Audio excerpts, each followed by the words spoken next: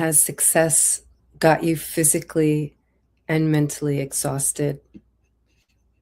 Do you often belittle yourself in your mind while others applaud and celebrate you?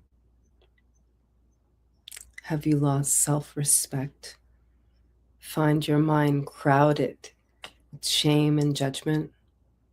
What I'm describing is emotional overwhelm, and you require a sanctuary to pause and sort out your life. Welcome to What People Miss.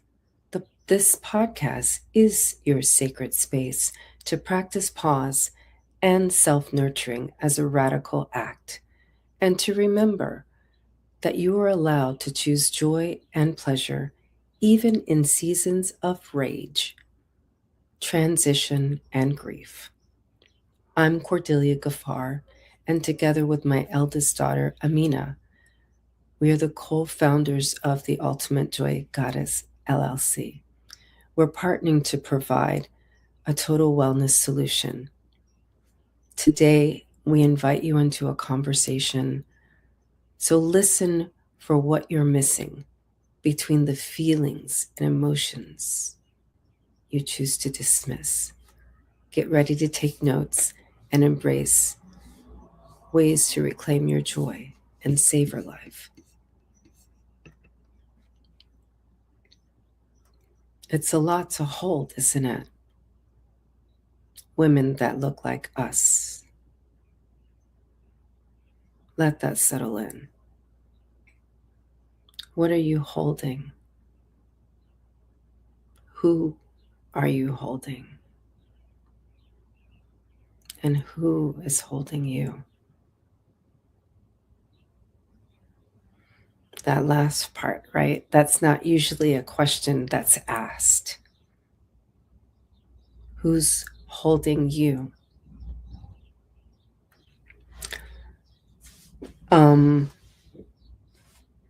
To me, that is self-nurturing. To pause and think, not about a solution to the people or the situations that you hold. No, not that. Never that.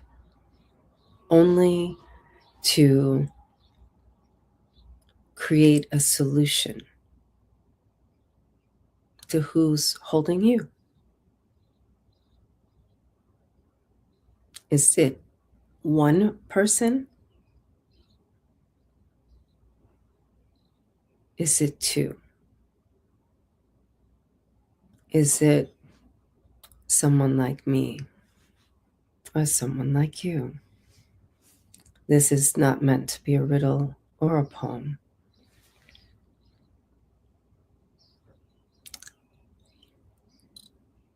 But I'm just wondering what's in the pit of your soul.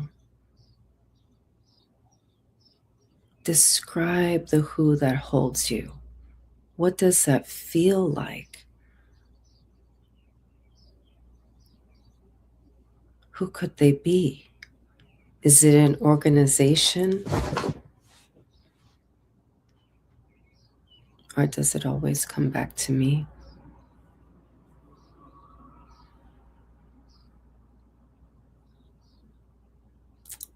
I started to build my world from that perspective.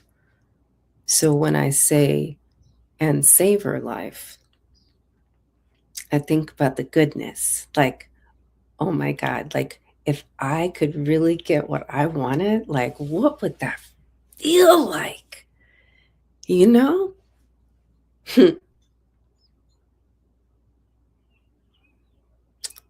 That would feel like I had someone that could drive who wasn't me. Other people supporting financially.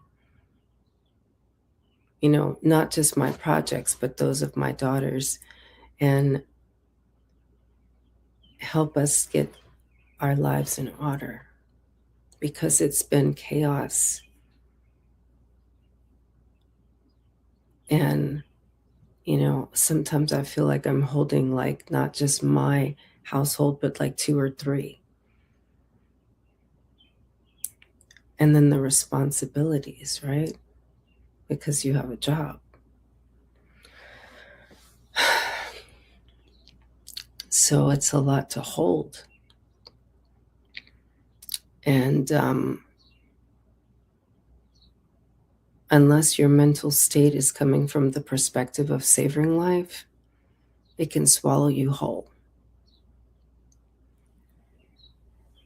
So that's why I choose to savor life, not because I'm cold.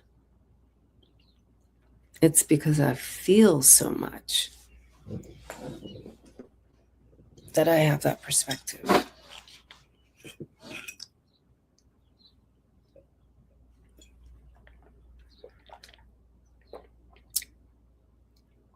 The realest thing is to drink a swig of water in the middle of something profound, isn't it?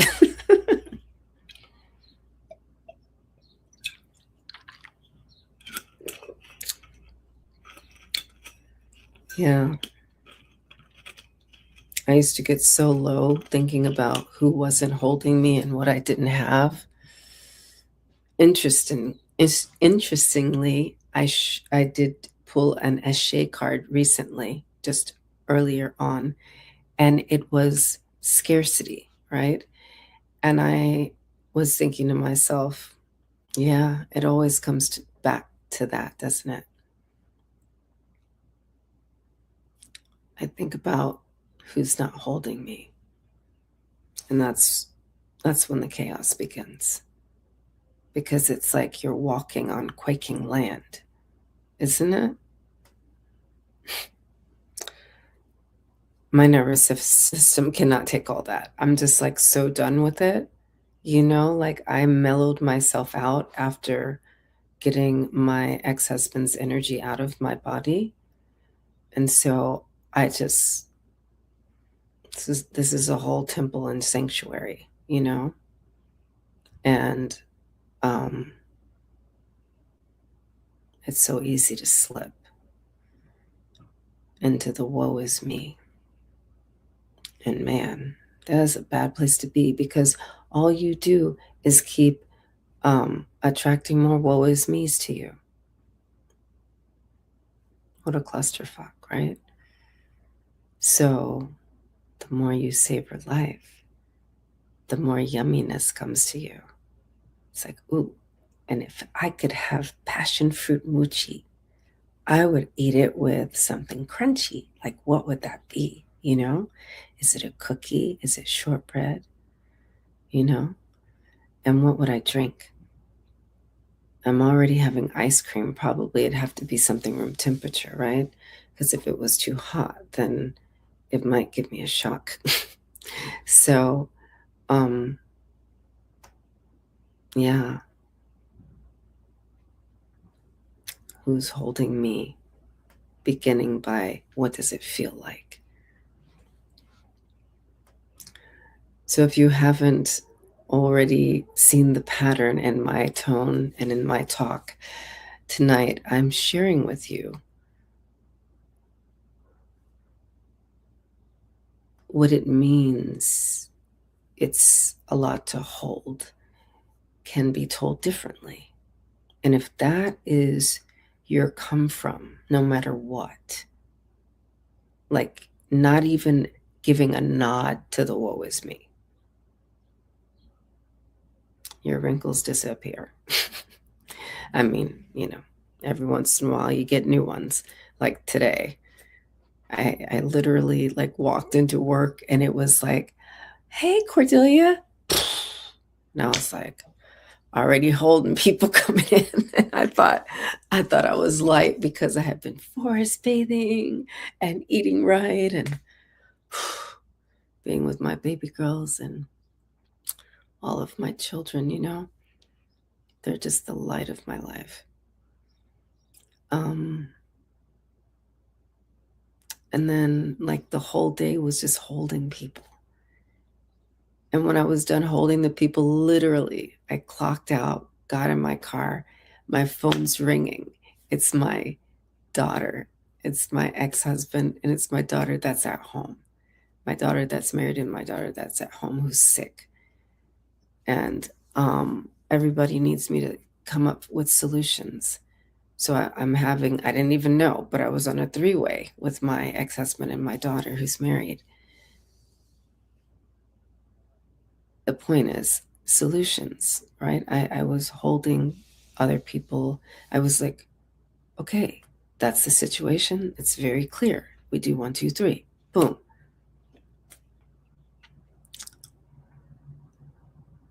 And, my man reached out to me too. And, he's got some heavy stuff going on. He's grieving right now. So he was holding me. And, yeah, to some degree, I would say my daughters. And some of my colleagues. And I do feel supported. I live in a world where I feel professionally and personally supported, finally. And I always wanted to feel like this.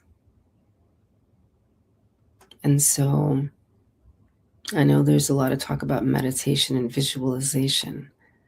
I'm going to call this God conscious creation, because you can just touch and feel and taste how you want to be, how you want to live, how you want to feel, and embody that.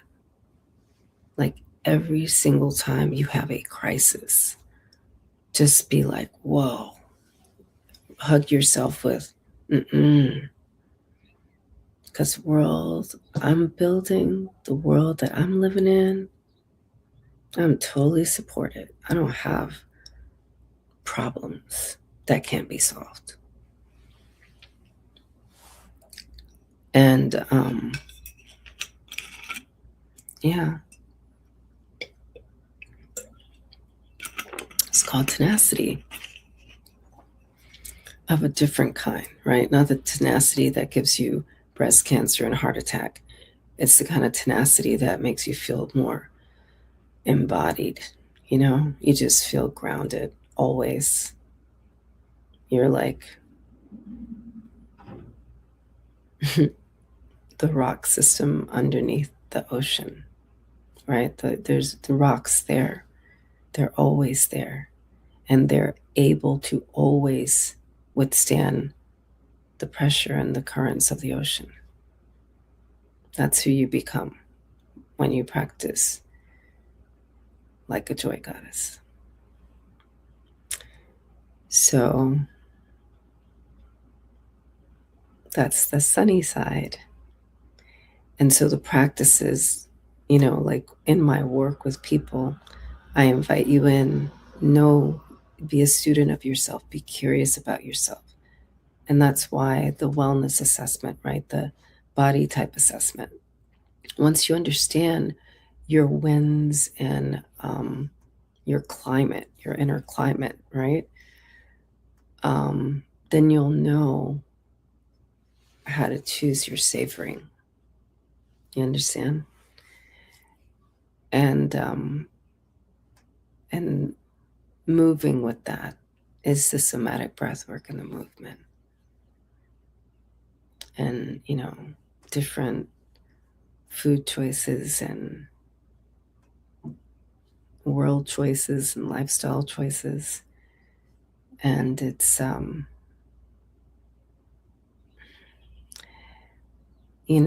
people talk about manifesting. I don't know that I would call it that. It's just like frequency testing, right? You'll be like just grooving in the right frequency all the time. I know it sounds like I'm high, but that's really what it's like, There's no world where you don't always live in your savoring and not actually savor life. So my invitation today is for you to give It's a Lot to Hold a Different Life.